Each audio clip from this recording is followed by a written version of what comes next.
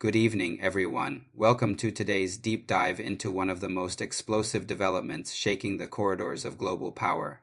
In a White House meeting that's being described as nothing short of a diplomatic fireball, U.S. President Donald Trump reportedly urged Ukrainian President Volodymyr Zelenskyy to swallow Russia's bitter pill for peace or risk total annihilation at the hands of Moscow's forces.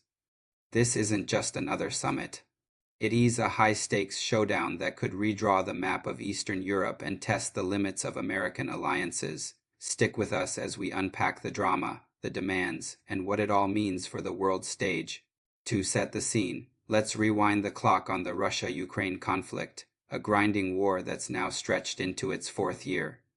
It all kicked off in February 2022 when Russian troops stormed across the border, citing security concerns and historical claims over regions like Donbas and Crimea. Ukraine, backed by a coalition of Western nations including the US and EU members, has fought tooth and nail, reclaiming some territory but at a staggering human and economic cost: over 1 million lives disrupted, cities reduced to rubble, and an energy crisis that rippled across Europe. This isn't ancient history. It's the daily reality for millions. Fast forward to today, and the front lines have largely frozen into a brutal stalemate, with neither side gaining decisive ground despite massive aid packages from the West. Enter President Trump, who's made no secret of his desire to wrap this up like a bad reality TV episode. Fresh off brokering a ceasefire between Israel and Hamas, a move that earned him both praise and side eyes for its aggressive tactics, Trump hosted Zelenskyy last Friday, October 17th, in the Oval Office. But what was billed as a strategic huddle quickly devolved into a shouting match, complete with tossed maps and colorful language that would make a sailor blush.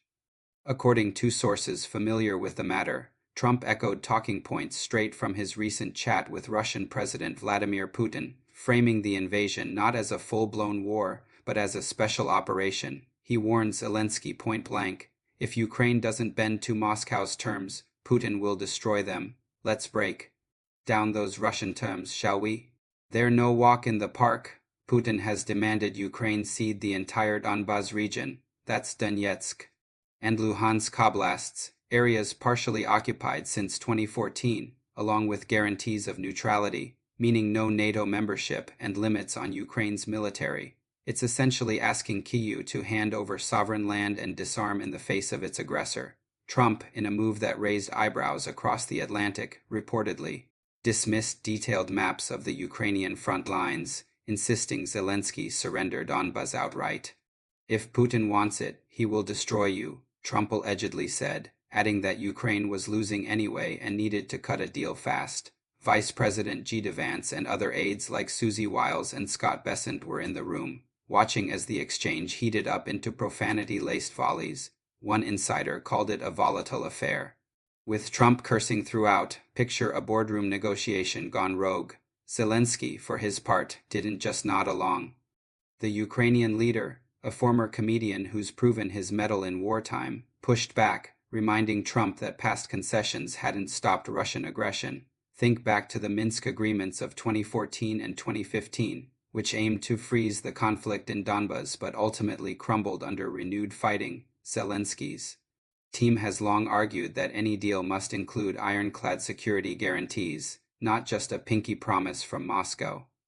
In a post-meeting interview on NBC's Meet the Press, Zelenskyy shared his frustration, noting Trump's summit plans with Putin and reiterating Ukraine's plea for long-range missiles like Tomahawks to level the playing field. He agreed in principle to freezing the current lines but slammed Russia's demands as not realistic, accusing Putin of dragging out the war for leverage. Reactions poured in faster than you can say ceasefire. From the European side, officials expressed alarm, with one anonymously leaking details to the Financial Times, painting a picture of Trump siding more with the Kremlin than Kyiv. EU leaders, who've shouldered much of the aid burden, worry this signals a U.S. retreat, potentially emboldening Putin to test NATO's borders next. Think the Baltic states or Poland. In Russia, state media spun it as a victory, with commentators hailing Trump's realism as a blow to Western hubris. Back home in the U.S., opinions split along familiar lines. Trump's supporters applaud his no-nonsense approach, arguing endless aid is bleeding American taxpayers dry, over $175 billion committed so far. Critics, including some Republicans, decry it as appeasement, echoing the ghosts of 1932 Europe where concessions to aggressors only fueled bigger fires. On social media platform X, the backlash was swift and savage. Users blasted Trump for ambushing Zelenskyy, with one post quipping it was like inviting someone to dinner only to serve them an eviction notice. Another viral clip captured the sentiment. Trump tells Zelenskyy, "Make a deal or we ray out," as if Ukraine's fighting for its life is just a bad business venture. Even Vance got dragged in, accused of piling on during the meeting. One user fumed, "I've never heard anything so despicable," calling it an ultimatum from a supposed ally. But not everyone's outraged. Some posts praised Trump's bluntness, arguing it's time for Ukraine to face facts and negotiate before more lives are lost. Now let's talk implications, because this isn't just Oval Office theater, it's a potential pivot point. If Trump follows through on threats to slash aid, Ukraine's defenses could crumble. Kyiv relies on U.S.